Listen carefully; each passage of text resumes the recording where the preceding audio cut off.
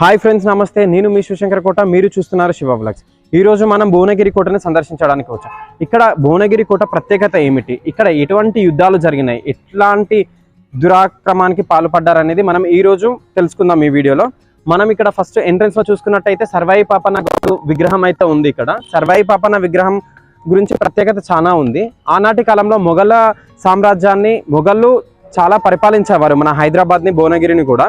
ఆ మొఘల సామ్రాజ్యాన్ని అధిగమించడానికి సర్వాయి పాపన్న తిరుగుబాటు చేసి భువనగిరి కోటని ఆక్రమించుకున్నాడు. సర్వాయి పాపన్న గొరిల్లా విద్యను అభ్యసించి తన సైన్యంలో ఉన్న ప్రజలందరికీ కూడా, తన సైనికులకు గొరిల్లా విద్యను నేర్పించి మొఘలపై దాడి చేసి భువనగిరి కోటను అనేది తన ఆధీనంలోకి తెచ్చుకున్నాడు. భువనగిరి కోటను చాలా రోజులు ఇతను పరిపాలించండు. ఇక్కడ మనం చూసుకున్నట్లయితే భువనగిరి కోట ఎక్కే టైంలో మనకి లెఫ్ట్ సైడ్లో కాలభైరవ విగ్రహం అనేది ఉంది. భువనగిరి కోట కింద తవ్వకాలు జరిగినప్పుడు కాలభైరవ విగ్రహం బయటపడ్డది. ఆ విగ్రహాన్ని తీసుకొచ్చి ఇక్కడ ప్రతిష్ఠి కోటను సందర్శించుకోవాలంటే హైదరాబాద్ నుండి 40 కిలోమీటర్స్, యాదగిరిగుట్ట నుండి 12 కిలోమీటర్స్ మాత్రమే ఉంటుంది. మనం భువనగిరి బస్ స్టాండ్కి వచ్చినట్లయితే మనకి ఫోటో అనేది కనిపిస్తుంది. ఈ భువనగిరి కోట ఒక ఏనుగు పడుకున్నట్టు ఆకారంలో కనిపిస్తూ ఉంటుంది మనకు. భువనగిరి కోట మొత్తం చూసుకున్నట్లయితే ఈ భువనగిరి కోటలో చాలా హిడెన్స్ రహస్యాలు అయితే చాలా దాగి ఉన్నవి. వాటి గురించి ఈరోజు మనం తెలుసుకుందాం. ఇప్పుడు మనం భువనగిరి కోటకి సందర్శించడానికి వెళ్తున్నాం. భువనగిరి కోట చాలా మంది రాజులు పరిపాలించారు. చాలా మంది రాజులు కూడా ఏ విధంగా ఉపయోగించారు వారంటే ధాన్యాగారానికి, వాటర్ స్టోరేజ్ కోసము, సైనికుల కోసము, గుర్రాల కట్టివేయడానికి చాలా ఉపయోగించేవారు ఈ భువనగిరి కోట అనేది. మీకు కనుక నా వీడియోస్ నచ్చినట్లయితే please like, share and subscribe. చాలామంది వీడియోస్ చూస్తున్నారు కానీ లైక్ చేయట్లేదు, సబ్స్క్రైబ్ చేసుకోవట్లేదు. ప్లీజ్ సబ్స్క్రైబ్ చేసుకోండి. మీకోసం ఇంకా ముందుకు మంచి కంటెంట్ తోటి మీ ముందుకు వస్తాను.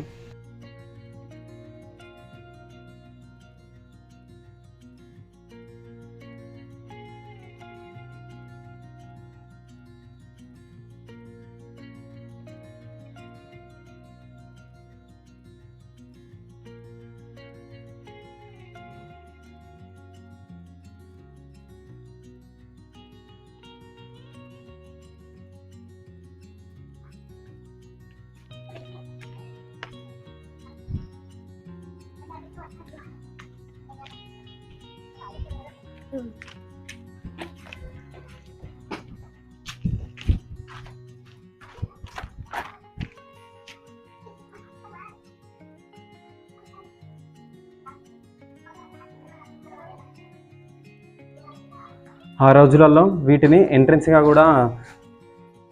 గేట్ కింద ఉపయోగించేవారు.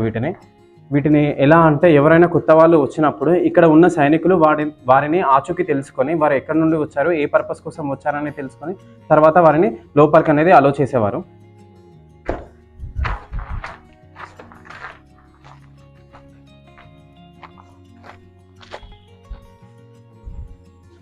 మీరు కనుక మీ ఫ్రెండ్స్ తోటి వచ్చారనుకో ఫుల్ ఎంజాయ్ చేస్తారు ఈ ప్లేస్కి.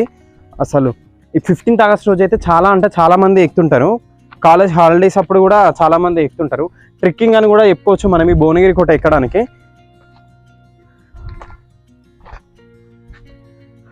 ఈ భువనగిరి కోటను ఫ్రెండ్స్తో ఎక్కిరనుకో ఫుల్ ఎంజాయ్ చేస్తారు. అసలు మెమరబుల్గా ఉండిపోతుంది మీ లైఫ్లో.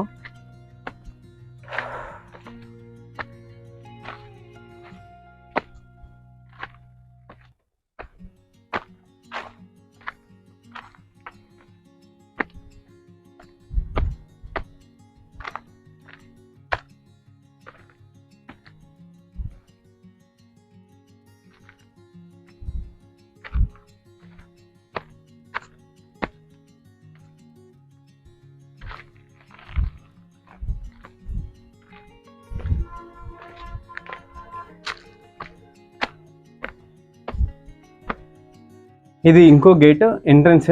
అది ఫస్ట్ ఎంట్రన్స్ అయితే ఇది సెకండ్ ఎంట్రన్స్. అక్కడ ఎవరైనా మిస్ అయినా సరే కానీ ఇక్కడ మాత్రం ద్వారపాలకులు ఖచ్చితంగా పట్టుకొని వారిని డీటెయిల్స్ అన్ని కనుక్కున్న తర్వాతనే కోట లోపలికి అలౌ చేసేవారు.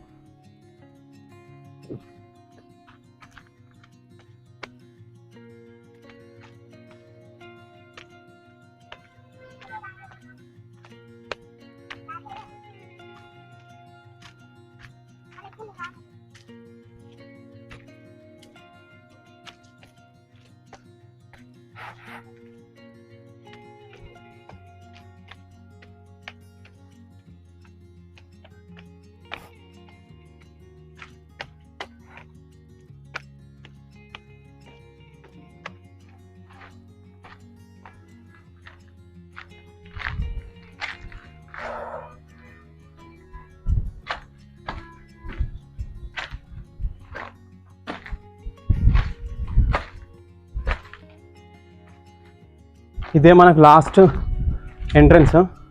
ఇది దాటినామంటే ఇంకా మనకి ఎటువంటి చెకింగ్స్ కూడా ఉండవు. ఇదే లాస్ట్. ఆ కాలంలో చెకింగ్స్ పర్పస్ కోసం 3 స్టేజెస్గా ఉపయోగించేవారు. ఫస్ట్ అక్కడ, సెకండ్ అక్కడ, థర్డ్ ఇది లాస్ట్. ఇక్కడ చెకింగ్ చేసిన తర్వాత మనల్ని అనేది లోపలికి అలో చేసేవారు అనుకుంటా. అప్పటి కాలంలో పరిపాలన అనేది చాలా పకడ్బందీగా ఉందని చెప్పేసి ఈ కోటను చూసిన తర్వాత మనకు అర్థమవుతుంది. ఇక్కడ మనం భువనగిరి కోటకి కొంచెం దూరంలో వచ్చిన తర్వాత మనకి ఇక్కడ హనుమంతుడి విగ్రహం అయితే ఉంది. ఈ హనుమంతుడి విగ్రహాన్ని దర్శించుకున్న తర్వాత పక్కనే మనకి గదులు అనేటివి కూడా ఉన్నాయి. ఈ గదులు వచ్చేసి మనకి సైన్యాన్ని కట్టేసుకుంటేందుకు, గుర్రాలను కట్టేసేందుకు, సైనికులు ఉండేందుకు బసతులుగా నిర్వహించినారు. ఈ వీటిలలోనే సైన్యాన్ని అనే గుర్రాలను కట్టేసేవారు.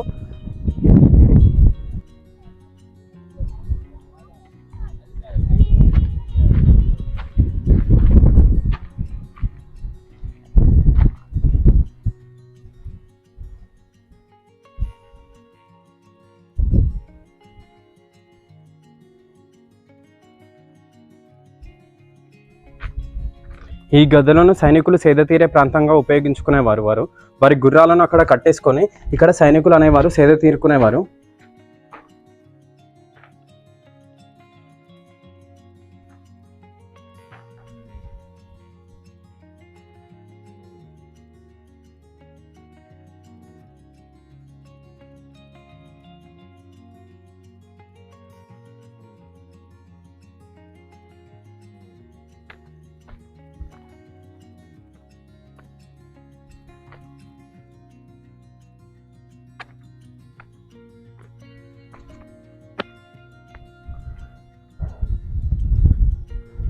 గైస్, మనకైతే ఇవి వాటర్ ప్లాంట్గా ఉపయోగించేవారు ఆ కాలంలో.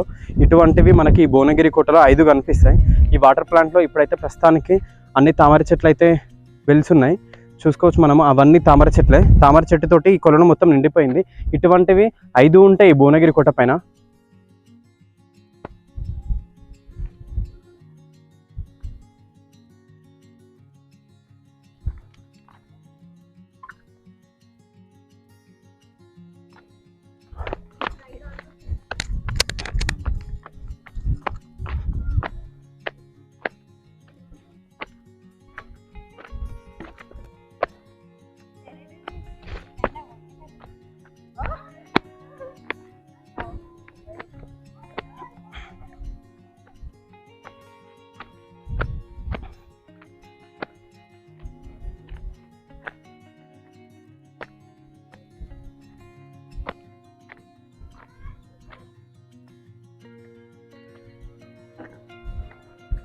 మనం భువనగిరి కోట ఎక్కేటందుకు సపోర్ట్గా ఉండడానికి ఇక్కడ స్టీల్ తోటి ఏర్పాటు చేసారు. ఈ మెట్లు ఎక్కేటప్పుడు కింద పడిపోకుండా ఈ కంచె ఏర్పాటు చేసారు. ఈ కంచె పట్టుకొని మనం మెట్లు ఎక్కితే సులువుగా ఉంటుంది.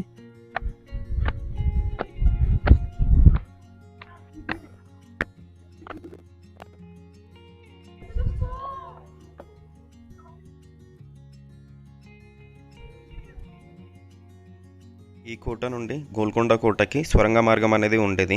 ఈ సొరంగ మార్గం ద్వారా రాజులు అనేది గోల్కొండ కోటకు చేరుకునేవారు. చాలా ఫాస్ట్గా వెళ్ళేవారు ఆ సొరంగ మార్గం ద్వారా. శత్రువులు బై మిస్టేక్ కోటలోకి చేరుకుంటే ఈ సొరంగ మార్గం ద్వారా రాజులు అనేవారు తప్పించుకునేవారు. ఈ సొరంగ మార్గం ద్వారా గోల్కొండకు చేరుకునేవారు. అలా వారి రాజ్యాన్ని కాపాడుకునేవారు. ఇప్పుడు ఆ సొరంగ మార్గం మాత్రం మూసివేయబడింది, అంటే మధ్యలో కూలిపోయింది. అందువల్ల ఆ సొరంగ మార్గాన్ని మూసేశారు. ఈ కోటను మన ఫ్రెండ్స్తో ఎక్కితే మస్తు చిల్ అవుతాం. చాలా సూపర్ ఉంటుంది. ఫ్రెండ్స్తో ఎంజాయ్ చేసుకుంటూ ఎక్కొచ్చు. కానీ సింగిల్గా ఎక్కాలంటే చాలా కష్టం. అయినా సింగిల్గా ఎక్కడానికి ఎప్పుడు కూడా ప్రయత్నించకండి, ఫ్రెండ్స్తోనే రండి. ఫైనల్గా మనం భువనగిరి ఫోర్ట్కి అయితే చేరుకున్నాం. ఇప్పుడు మనం భువనగిరి ఫోర్ట్ లోపలికి వెళ్ళి ఏమేమి ఉన్నాయో చూద్దాం.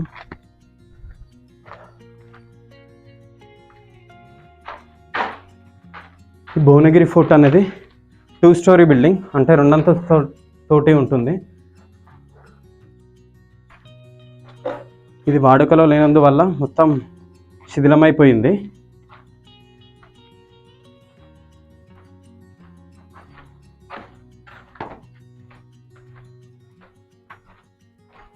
ఇక్కడ నుండి మనకు చక్రవర్తులు కానీ రాజులు కానీ ఇక్కడ నుండి ఏమేమి జరుగుతున్నాయో, కోట కింద ప్రజలు ఏ విధంగా ఉన్నారని చెప్పేసి చూసుకునేవాళ్ళు ఇక్కడ నుండి. ఇక్కడ నుండి వ్యూ అయితే బాగుంది. భువనగిరి సిటీ మొత్తం కనిపిస్తుంది మనకి.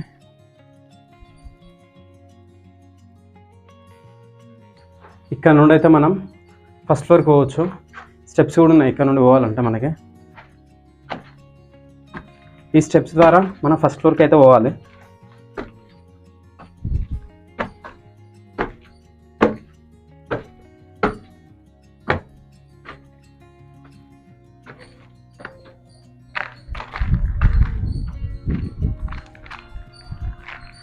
చాలా పెద్ద కోట అయితే అని చెప్పుకోవచ్చు. ఇక్కడ మొత్తం ఆర్కిటెక్చర్ కూడా సూపర్ ఉంది. మొఘళ్ళ కాలంలో కట్టినారని అర్థమవుతుంది మనకి ఆర్కిటెక్చర్ చూస్తుంటాం మొత్తం.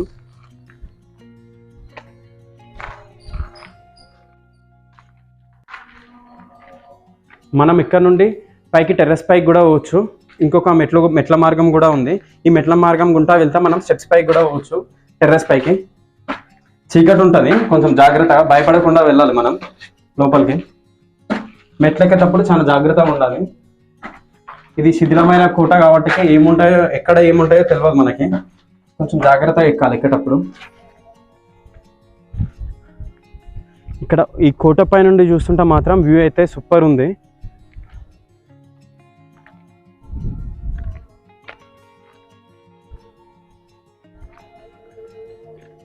వీటిని ఆ కాలంలో బురుజులు అని పిలిచేవారు. ఈ బురుజులలో మధ్యలో సైనికులు ఉండి ఇక్కడ నుండి ఎవరైతే శత్రువులు వస్తున్నారో చూసి ఆ శత్రువులను పసిగట్టి వారిని చంపేవారు ఇక్కడ నుండి.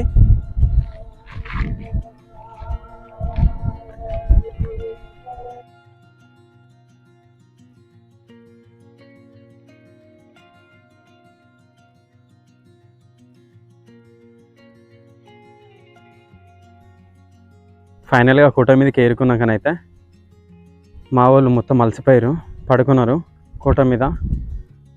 ఇప్పుడు మనం స్టెప్స్ దిగుతూ కిందికి వెళ్దాం కోట కిందికి. ఈ కోట మీద మనకైతే వాటర్ స్టోరేజ్ కోసం పాండు కూడా ఉంది. ఇది ఇక్కడ వాడుకోవడానికి తవ్విరు. ఇక్కడ వరకు కింద నుండి పై వరకు నీళ్లు మోసుకురావాలంటే చాలా కష్టమవుతుంది కాబట్టి వర్షపు నీటిని నిల్వ చేయడానికి ఈ కొలను అయితే ఉంది ఇక్కడ మనకి.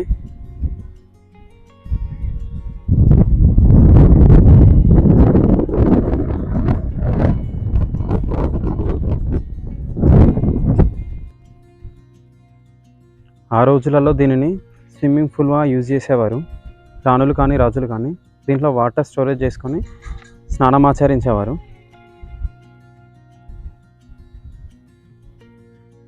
ఈ భువనగిరి కోట పైన మనకి ఫిరంగులు కూడా ఉన్నాయి. ఆ కాలంలో ఆ చక్రవర్తులు ఆ రాజులు ఫిరంగులను కూడా వాడేవారు. ఈ ఫిరంగులను కూడా వాడి యుద్ధాన్ని జయించారని అనుకోవచ్చు మనం. భువనగిరి కోట ఎక్కుడు ఒక ఎత్తు అయితే దిగడం కూడా అంతే కష్టం. ఎక్కడానికి చాలా తంటాలు పడి ఎక్కినాం, కానీ దిగేటప్పుడు అయితే చాలా చుక్కలు కనబడేటట్టున్నాయి. ఎక్కేటప్పుడే మస్తు చుక్కలు కనబడ్డాయి, పులుసు గారిపోయింది.